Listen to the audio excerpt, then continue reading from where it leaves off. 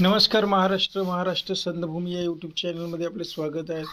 तर मित्रांनो, हे आहे आमच्या घरील श्री विठ्ठल रुक्माई मंदिर आणि आता ही आहे सकाळची वेळ। आता वाजले आहेत 6। तर आम्ही सकाळी श्री विठ्ठल रुक्माई मंदिरामध्ये आता देवाला स्नान करण्यासाठी माझा भाऊ आंघोळ करून उठला आहे आणि मी पण याला म्हटलं व्हिडिओ बनवू, त्यासाठी मी पण उठलो। तर आजचा आमचा पहिलाच हा व्हिडिओ आहे। तसा आमचे बाबा रोजच आंघोळ करत असतात आणि देवाची रोज आंघोळ करतात सकाळी, आणि सकाळी एकदा ते आरती करतात। आम्ही सायंकाळची आरती करतो। तर म्हटलं आज व्हिडिओ बनवू आणि टाकून पाहू।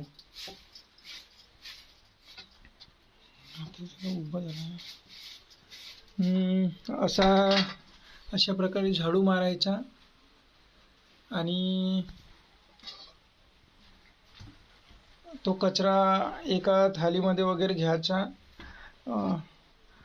आणि तो कचरा नंतर आम्ही नदी नाल्यामध्ये टाकून देत असतो। आता सध्या साईडला ठेवतो। गेटला तर ताला लावला आहे, खोलावा लागेल गेट। हे मंदिराचा हा बाहेरील भाग आहे आणि हा जो भाग आहे हा अंदरील गाभाऱ्यातील आहे। आता आंघोळ सुरू आहे देवीची, विठ्ठलाची आंघोळ सुरू आहे। नमो विठ्ठला राजिया पांडुरंगा, नमो रुक्मिणी माऊली ज्ञानगंगा, नमो पुंडलिका, नमो चंद्रभागा, नमस्कार माझ्या श्री संतानेका। आता विठ्ठल माऊलीची आंघोळ सुरू आहे आणि भोलेबाबाची पण सोबतच आंघोळ सुरू आहे, शंकराची आणि नंदीजीची पण आंघोळ सुरू आहे सोबतच। नमामि गंगे तव पाद पंकजं शुराशुर वंदित दीक्षरूपं, भुक्तीच मुक्तीच ददासि नित्यं, भावानुसारी सदा नारणं। गंगेची यमुने चैव गोदावरी सरस्वती, नर्मदे सिंधु कावेरी जलेस्मिन् सन्निधौ कुरु। नमामि गंगे तव पाद पंकजं सुराशुर वंदित दीक्षरूपं, भुक्तीच मुक्तीच ददासि नित्यं, भावानुसारी सदा नारणं। गंगेची यमुने चैव गोदावरी सरस्वती, नर्मदे सिंधु कावेरी जलेस्मिन् सन्निधौ कुरु। अशा प्रकारे आंघोळ सुरू आहे। तर हा व्हिडिओ बनवायचा होता 69 रेशिओमध्ये, आपण आता उभा बनवला तरी चालेल, तुम्ही बघून घ्या। नंतर या व्हिडिओला जर चांगल्या प्रकारे सपोर्ट मिळाला तर आम्ही पुढे पण व्हिडिओ बनवू। आता देवाची आंघोळ झाली आहे, तर जसं आपला अंग आपण पुसत असतो तशाच प्रकारे देवाचा पण पुसून दिला पाहिजे कोरडापणे। आणि आता टावेलाने रुमालीने आपले देवीच्या आणि देवाचा पण अंग पुसणे सुरू आहे। झाला आहे। हे मंदिर आहे राजनी या गावात। राजनी तालुका लाखांदूर, जिल्हा भंडारा इथे महाराष्ट्रातील मंदिर आहे। आणि श्री विठ्ठल रुक्माई हे आपले महाराष्ट्राचे आराध्य दैवत आहेत, कुलदैवत म्हणलं तरी चालेल। पुरातन काळापासून 700 जवळपास, त्याच्याही पलीकडे 350 तर वर्ष आपले श्री संत जगद्गुरू तुकाराम महाराज यांना झाले। 350 वर्ष जाऊन, आणि त्याही पहिलेपासून आपल्या श्री विठ्ठलाच्या वारीची परंपरा सुरू आहे। आणि माऊलीचे मंदिर त्याही पलीकडचं आहे आणि आपल्या राजनीमध्ये हे मंदिर जवळपास या मंदिराला 7 वर्ष झाली आहेत. 7 वर्ष, 7 ते 8 वर्ष. तर अशा प्रकारे देवाची ड्रेसिंग सुरू आहे आणि आता सोबतच देवीची पण ड्रेसिंग करत आहोत.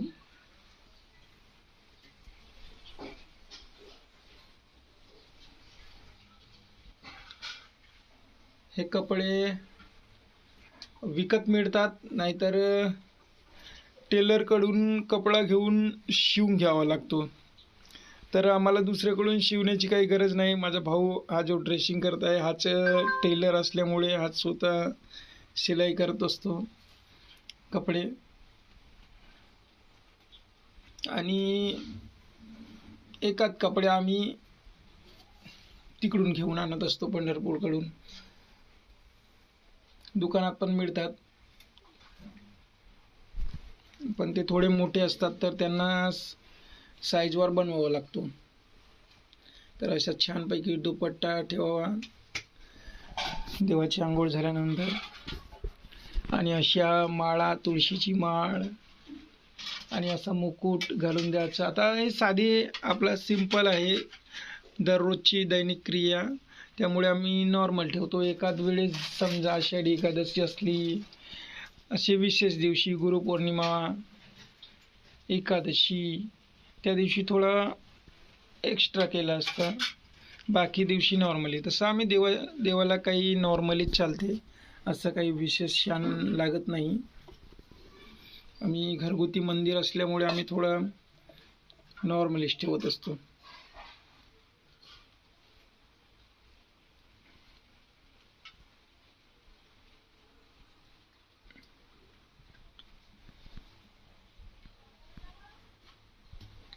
अशा प्रकारे आंघोळ झाली आणि इथं भोले बाबावर पण थेंब थेंब वरून पडत आहेत कलसामधून.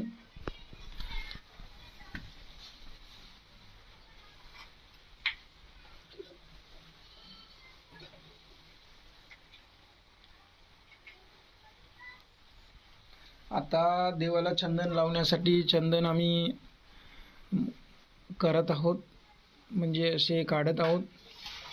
आणि आता तो चंदन काढून झाल्यानंतर देवाला लावण्यात येतो असं छानपैकी.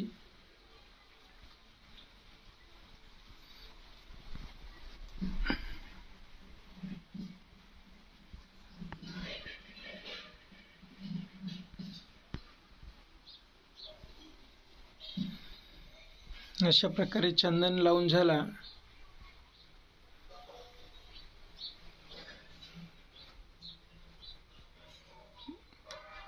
की आता देवीला पण चंदन लावायचं.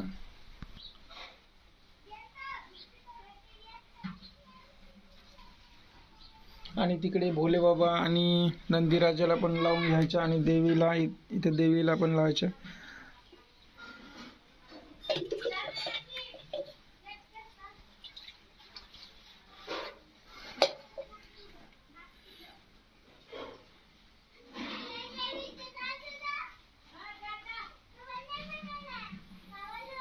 तसं तर कुठेही मंदिरात लिहिलं असतं की मूर्तीला बुक्का किंवा शेंदूर किंवा दारावट्टी लावू नका म्हणून, पण आपलं भारतीयांचं मन कसं आहे की ग्वाही देत नाही, त्यामुळे लावावा लागतो. आणि या मूर्तीला लावलं तर तेवढं फरक पडत नाही, कारण ही मूर्ती त्या प्रकारची बनली आहे की चंदन वगैरे आपण लावू शकतो, तिथे जास्त काही कलर्स केला नसतो. पण ज्या बाकी मूर्त्या आहेत, जशी ही मूर्ती आहे देवीची, तर ही मूर्ती पेंटिंगने केली असतो, त्यामुळे इथं नाही लावलं तरी चालते. पण आपल्या मन ग्वाही देत नाही की आपल्याला देव काय म्हणेल, त्यामुळे आपण लावत असतो. आणि लावतो आपल्या मनाच्या समाधानासाठी. तसं मोठ्या मोठ्या मंदिरात लिहिलंच असते डायरेक्टली की मूर्तीवर कसल्याही प्रकारच्या कुंकू अक्षत सोडू नका. हे घरगुती मंदिर असल्यामुळे आम्ही सोडतो, इथं टाकतो. पण असं छानपैकी टीका वगैरे लावायचा, ड्रेसिंग करायचं. आणि दिवा अगरबत्ती, आता फूल आणण्यासाठी गेला आहे. फुले आता घरीच झाड आहे तर हे फुलं तोडत आहे झाडांसाठी, म्हणजे मंदिराच्या पूजेसाठी आता फुलं तोडणी सुरू आहे.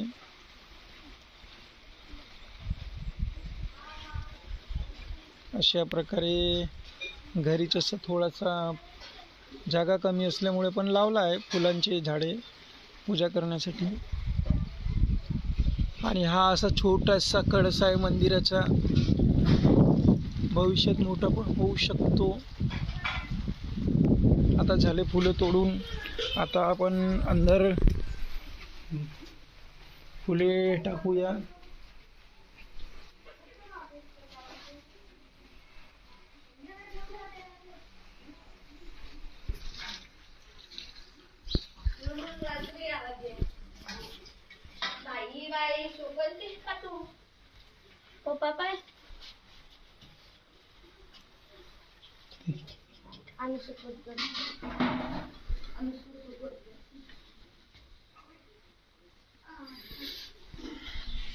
कच्छराज असं पहिल्यांदा कासवाला पण फूल वगैरे सोडणे आणि सर्व देवांवर एक एक फूल ठेवणे.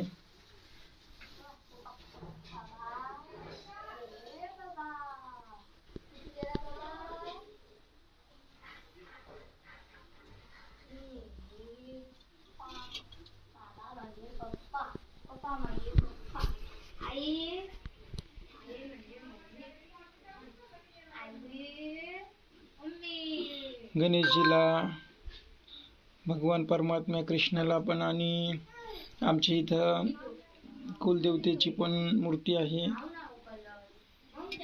आणि शंकराजाला पण फुल द्यायचं. आणि आता अगरबत्ती आणि दिवा धूप वगैरे जाळायचं.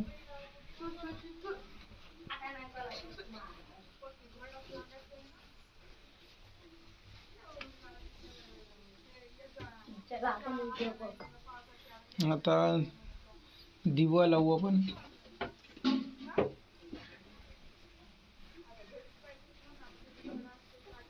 इथं जवळच कापूस ठेवला असतो आमच्याकडे, त्याचाच कापूस काढायचा आणि इथेच दिवा लावायचा.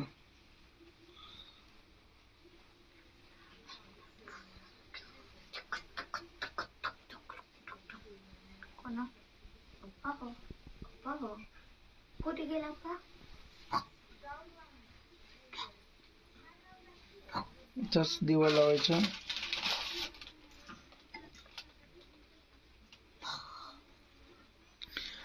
आता सगळीकडे, आता आमच्या घरून पण गाडी गेली आहे पंढरपूरसाठी, आणि संपूर्ण महाराष्ट्रातून आता वारीसाठी, आषाढी वारीसाठी सर्व लोक जात आहेत. कोणी पायी वारी तर कोणी गाडीने जातात, कारण आमच्या इकडून 800 किलोमीटर पडतो. त्यामुळे आमच्या इकडचे सर्व लोक गाडीनेच जात असतात. ट्रॅक्स, बस, गाडी, ट्रॅव्हल्स. आणि जवळपासचे आळंदीचे वगैरे, म्हणजे त्या ज्यांना 200-300 किलोमीटर पडतात ते पायी जात असतात. तर आम्हाला खूप दूर पडतो, त्यामुळे आम्ही ट्रॅव्हल्सनेच जातो. आता सर्व वारीसाठी निघालेले आहेत.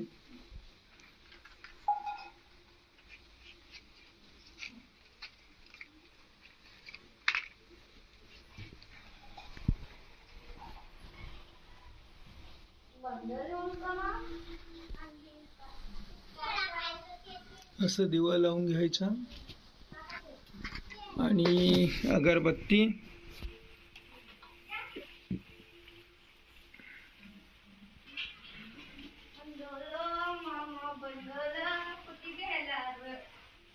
बनलं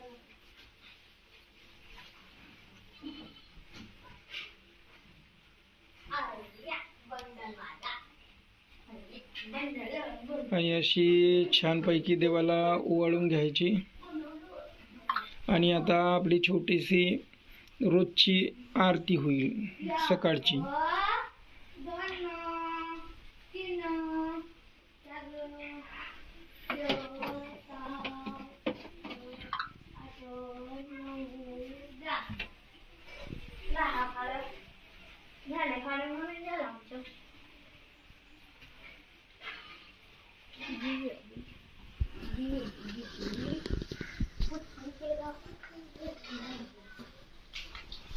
आता इकडं बाहेरील पूजा सुरू आहे. बाहेरची झाडझूड. बाहेर आपले स्वामी समर्थ महाराज, शिर्डीचे साईबाबा, गजानन महाराज शेगावचे आणि आपले संत गाडगे बाबाची पण इथे मूर्ती आहे. आणि मागे बॅनर आहे संत कानोपात्राची. आणि इथं बरेचशा अशा मंदिरामध्ये माऊली, संत नामदेव महाराज, संत तुकाराम महाराज, संत गाडगे महाराज यांचे सर्व फोटोज लावले आहेत. आणि इथं गणेशजी आहेत. आणि इथं माऊली आणि इथं गुरु माऊली ब्रह्मलीन जनार्दन बाबा यांची पण मूर्ती आहे. आणि तुकाराम महाराज आणि तुकडोजी महाराजची पण, श्री संत म्हणजे तुकडोजी महाराज यांची पण मूर्ती आहे.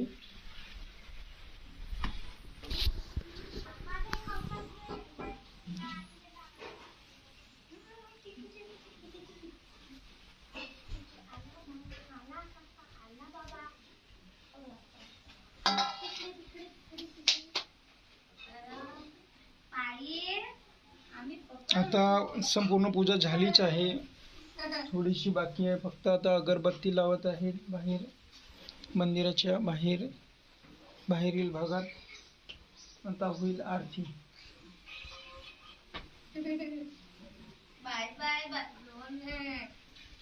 नॉर्मली रोजची आता आरती होणार आहे, तरी आपण आरतीचा आस्वाद घेऊ शकता आणि संपूर्ण व्हिडिओ पाहू शकता. आणि संपूर्ण व्हिडिओ पहा.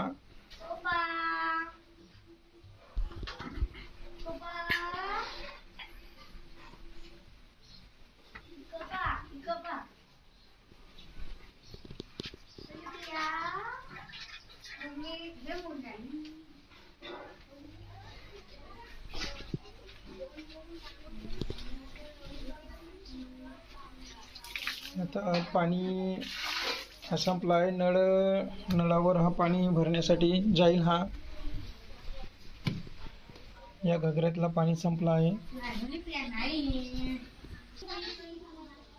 जो पाणी आता थोडा बाकी आहे तो तुळशीला टाकत आहे दादा. आता हा जाईल घागरा तिकडे नळावर भरण्यासाठी पाणी. आणि रोज आम्ही सकाळी नळ तेवढे येत नसल्यामुळे पहिलाच पाणी भरून ठेवत असतो देवाच्या आंघोळीसाठी.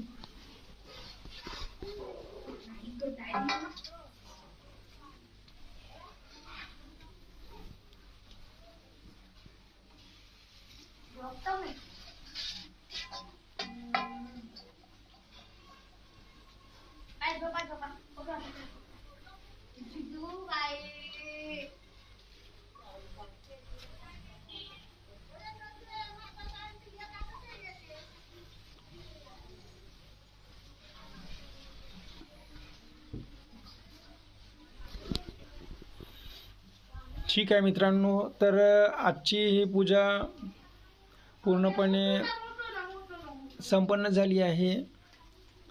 तर आपण एकदा श्री विठ्ठलाच्या चरणी नतमस्तक ठेवू आणि पूजा समाप्त करू.